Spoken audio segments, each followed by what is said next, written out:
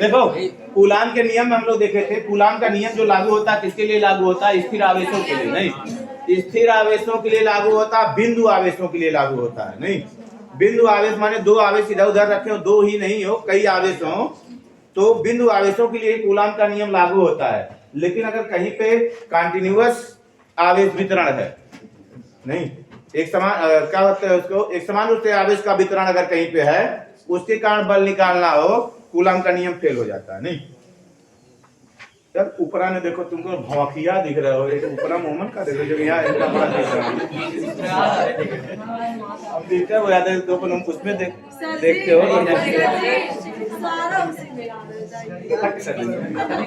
देखो जो चीज काम करने को कट कर देंगे। देखो क्या करना है, कूलाम का नियम में बता रहा था, इसको याद रखिएगा कि मान लो कोई लोग होशियार एक आध लोग होते हैं, पूछेंगे बता कूलाम का नियम कहाँ लगता है, तो दो बिंदु आवेशों के लिए लगता है। तो दो बिंदु आवेशों के लिए लगता है, कार्य नाभिक में लगेगा नहीं, क्योंकि आर का मान कुछ नियत निश्चित दूरी तक ही कूलाम का नियम लागू होता है। नहीं, नाभिक में कूलाम का नियम लागू नहीं होता है। अच्छा फिर बता, ऐसे मतलब पूछेंगे कि फिर बता, मान ले कोई धातु का टुकड़ा इतना बड़ा है, उसके ऊपर धन आवेश है, उसके कारण बल निकालना होगा, तब कूलाम का नियम लागू होगा? नहीं लागू होगा। नहीं, सतत आवेश वितरण के लिए कूलाम का नियम नहीं लगता है। कौन सा नियम लगेगा आगे सीखेंगे। सतत आवेश वितरण समझ रहे हो ना?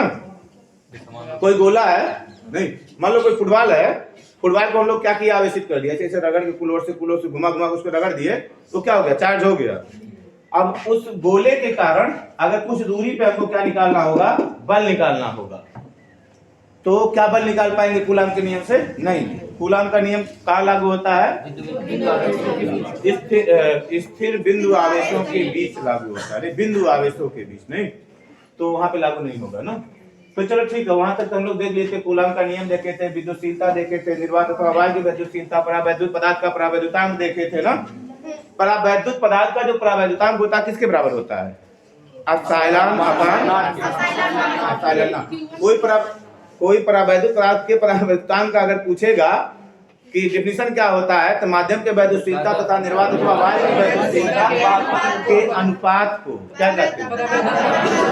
परावैद्युत पदार्थ का परावैद्युतांक। चला पल्लवी में नहीं खड़ा हो, बता परावैद्युत पदार्थ के परावैद्युतांक से क्या समझते हैं? जब हम कहते हैं कुल जिसे घी पूरा करती हैं, ओके सतवा मुआ चटर पटर करती हैं, माध्यम की वैद्युतशीलता तथा निर्वात अथवा वायु की वैद्युतशीलता के अनुपात को क्या परावैद्युतांक। चलो बताओ सीखा, बताओ।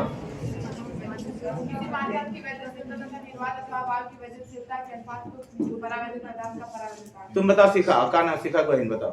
तुम बताओ परावैद्युत पदार्थ के परावैद्युतांक का मात्रक क्या होगा? मात्रक हीन होता है। धीमा का होगा? धीमाहीन होता है, धनहीन होता है, नहीं कैरेक्टर हीन नहीं होता है। इसका कैरेक्टर बहुत बड़ा होता है। नहीं बात समझ में आ रहा है ना? जो के होता है कैरेक्टर हीन नहीं है, उसका कैरेक्टर यहाँ से चालू होगा, वो चुंबक तक चलेगा, नहीं बड़ा कैरेक्टर वाला है। देखो आज हमको देखना है कूलाम के नियम का सदिश निरूपण। नहीं, कूलाम के नियम का सदिश निरूपण। एक चीज याद रखिएगा, फिजिक्स कभी भी याद करने के चक्कर मत रहिएगा। याद करेंगे ना बच्चा तो काम बिगड़ जाएगा। नहीं, याद करने से याद नहीं होगा, समझेंगे अगर आप तो चीजें ज्यादा बन जाएंगे। ए बाबू मुड़ी पर के लाया थोड़ा सा, तुम्हें जुट्ठन सब पीछे बैठा दिए इसने। अच्छा ठीक है, बिहार तो एक जगह हम फिक्स देख रखो। कूलाम का नियम नहीं, ठीक है आपको आगे बैठना चाहिए, नहीं जो लोग थोड़ा सा बड़े हैं उनको आगे बैठना चाहिए। कूलाम के नियम का सदिश निरूपण, नियम का सदिश निरूपण आज हमको देखना है। सदिश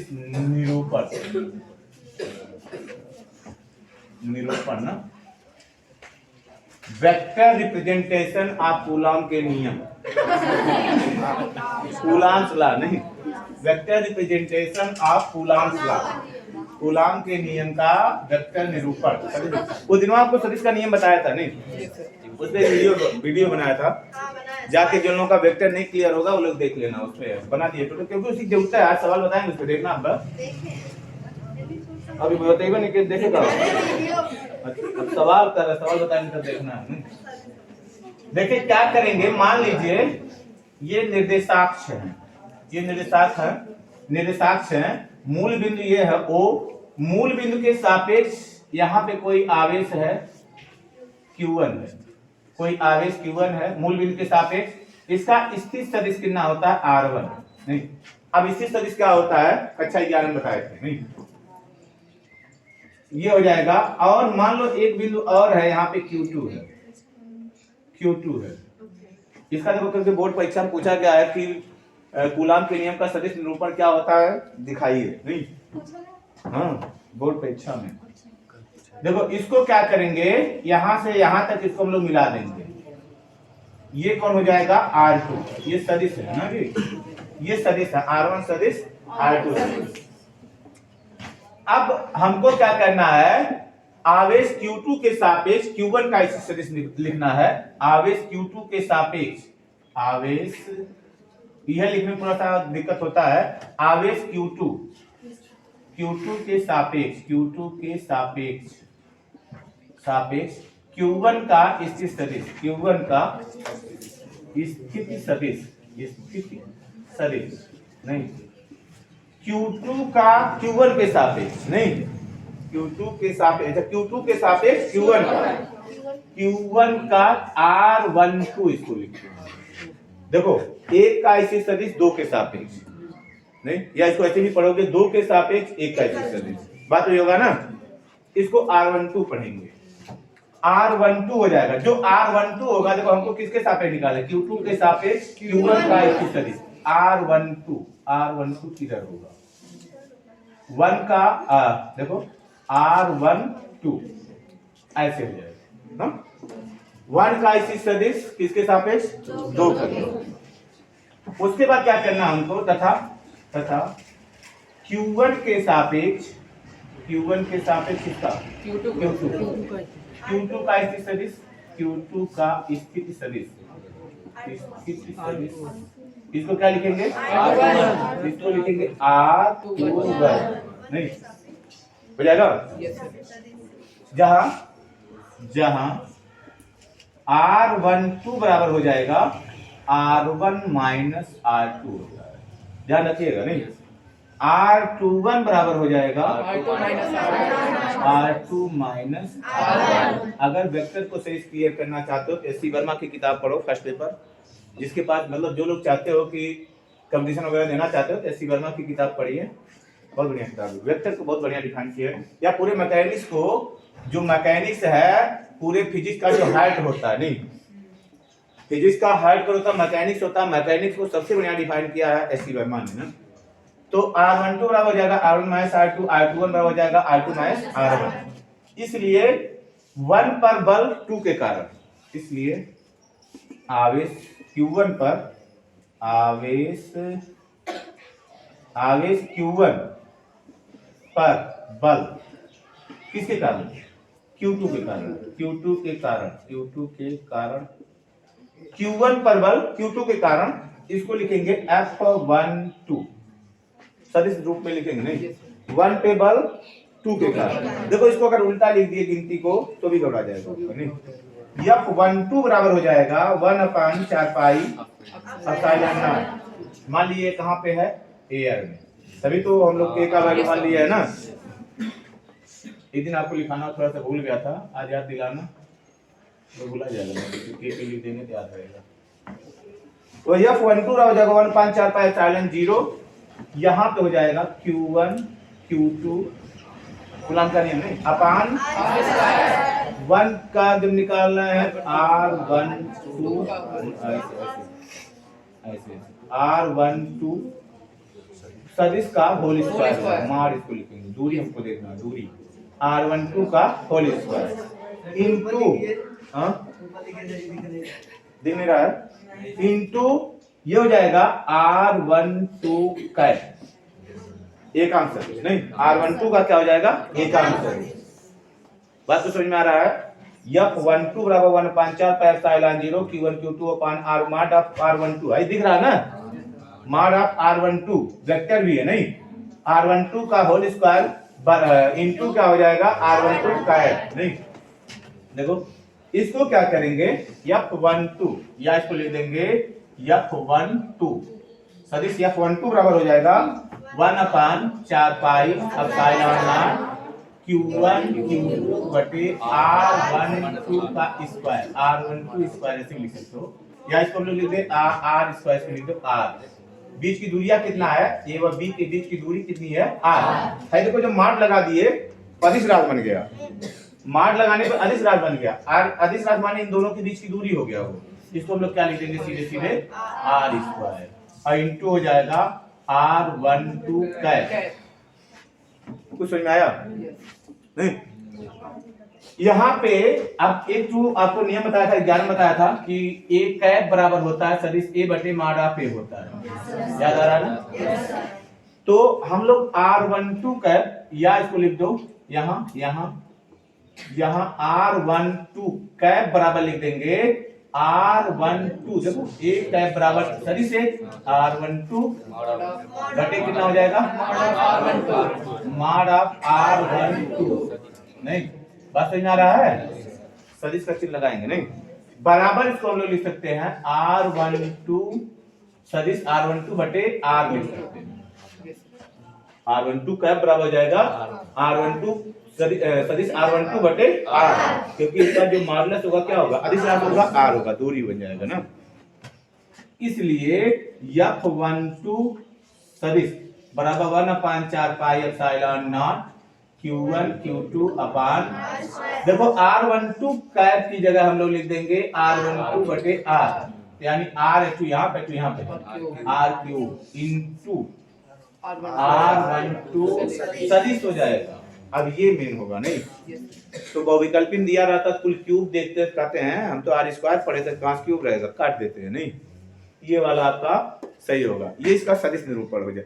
अब दोनों देता है, ये भी है और ये भी आपका, नहीं ये भी सदिश निरूपण है, ये भी सदिश, रटेंगे आप तो फंसेंगे आप ना, तो रटना नहीं है आपको। देखो ये भी सदिश निरूपण है, ये भी सदिश निरूपण है, ये एकांक सदिश के रूप में है, ये सदिश के रूप में है, नहीं वहां पे R स्क्वायर यहाँ पे क्या R2, तो जब आपका फंडा क्लियर रहेगा तभी आप काम कर पाओगे ना। चलो ठीक है, ये तो हो गया F12 हो गया, नहीं इसी प्रकार क्या हो जाएगा, इसी प्रकार आप F21 को शो कर सकते हो, नहीं F21 यहाँ पे देखो 2 पे बल किसके कारण 1 के कारण 1/4 पाई एप्सिलॉन नॉट डायरेक्ट ऐसे लिख दे रहे हैं Q1 Q2 upon R3 into R सदिश, ये हो जाएगा, नहीं या उसको भी लिख देते हैं F21 सदिश का हो जाएगा 1/4 pi epsilon not Q1 Q2 upon हो जाएगा R square into R21 cap हो जाएगा, नहीं इस तरह से आपका हो जाएगा, ये आपका सदिश निरूपण इसका होगा ना। बात तो समझ में आया आपको? तो चलिए ठीक है, इसको आना माना थोड़ा लिख लेते हैं, काम करते हैं, नहीं चलिए हेडिंग डालो, दूसरा ने छू दिया आप देखो हमको देखना है बाहुल आवेशों के कारण बल, बहुल आवेशों के कारण बल, नहीं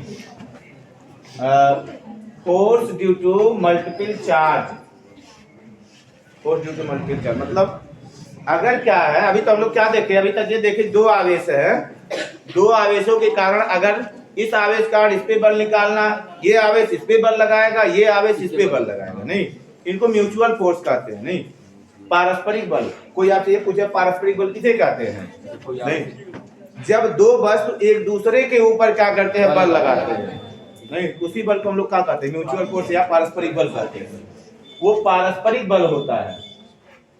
और प्रायः क्या होते हैं ज्यादा से ज्यादा फोर्स क्या है पारस्परिक बल है, एक बल और पढ़े थे आप लोग 11 में, आरक्षी बल और अनारक्षी बल। आरक्षी बल, संरक्षी बल, संरक्षी बल, असंरक्षी बल, संरक्षी बल और असंरक्षी। नहीं याद है किसी को? चलो जो याद है सबका अच्छा। 11 में बताया। चल ठीक है, जो लोग 11 में पढ़े थे उनके कान में फूंक देंगे क्योंकि वो लोग फीस दिए थे। नहीं फीस दिए थे वो लोग। नहीं देखो ये 11 छोड़ के चल गए लाल है। राधे राधे करा। देखिए बाहुल आवेशों के कारण किसी आवेश पर बल, बाहुल आवेश, बाहुबली नहीं, बाहुल आवेशों के कारण बल, आवेशों के कारण मत बोलिए, के कारण बल, बाहुल आवेशों के कारण बल हमको देखना है। नहीं force due to multiple charge,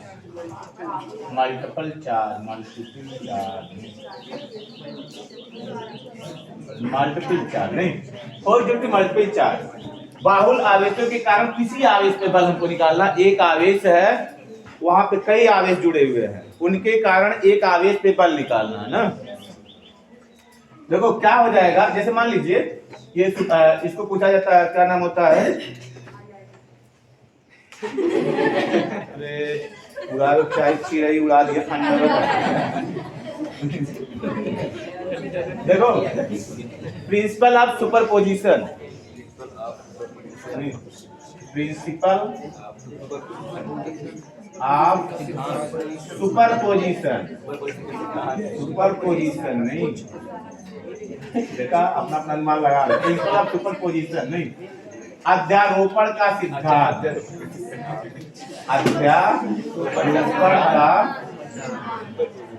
अध्यारोपण का सिद्धांत नहीं।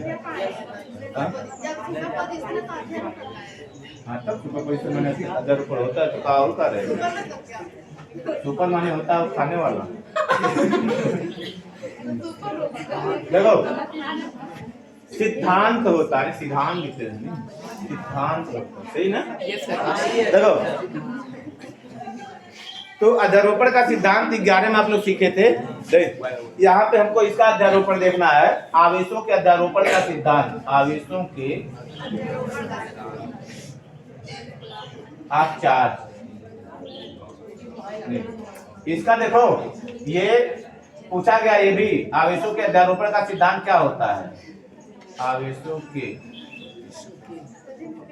अध्यारोपण का आगे पेपर नहीं हुआ बोल बारे का तुम पर से बढ़िया पढ़ रहा हूँ ना, हेमन नहीं बोलना चाहिए। नहीं वहाँ वाले बच्चे देखेंगे नहीं बड़ा गड़बड़ हो जाएगा। नाखून न चबा, बफर सिस्टम से पाला नहीं पड़ा का।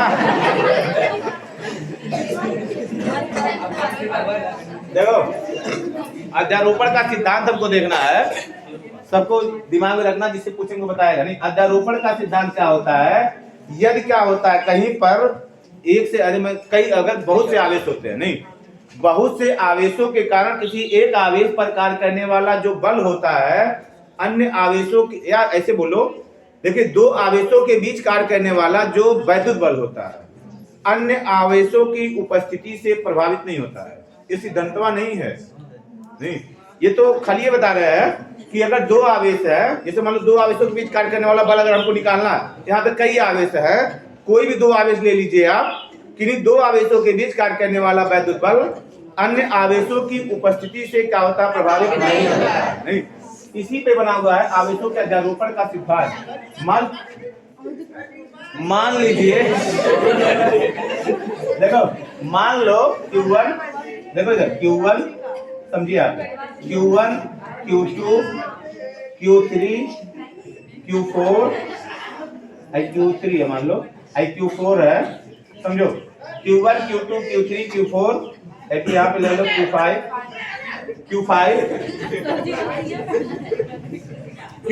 है, नहीं देखो Q5 है।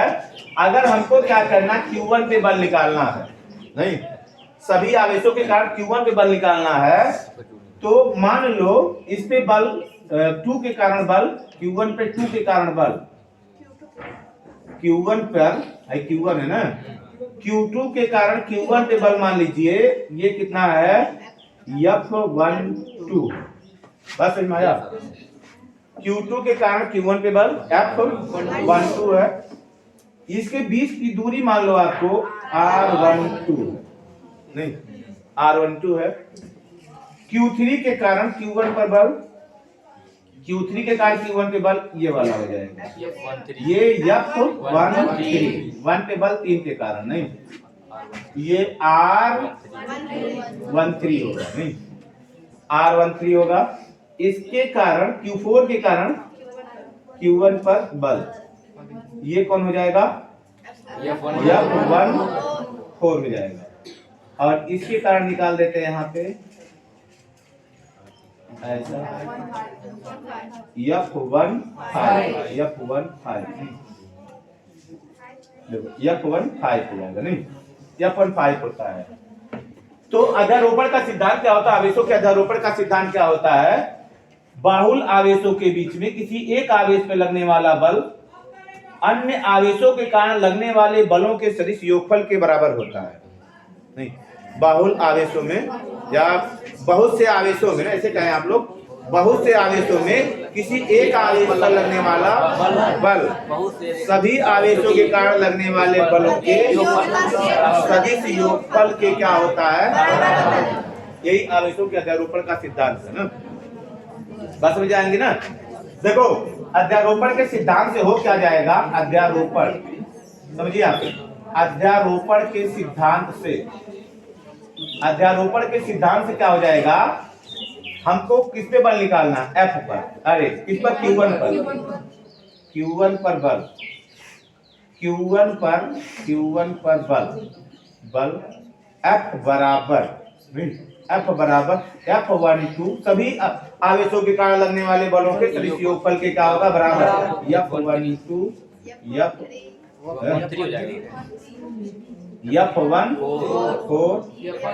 F15 प्लस डाटा नहीं, जितने भी आवेश होंगे सभी आवेशों के कारण लगने वाले बलों के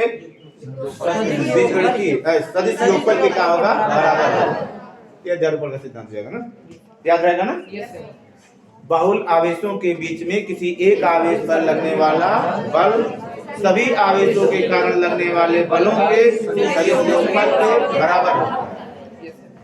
तुमको बताया भी, तुम अर्पिता नहीं बताया थी, तो याद रहेगा ना। चलो इसको लिख लीजिए।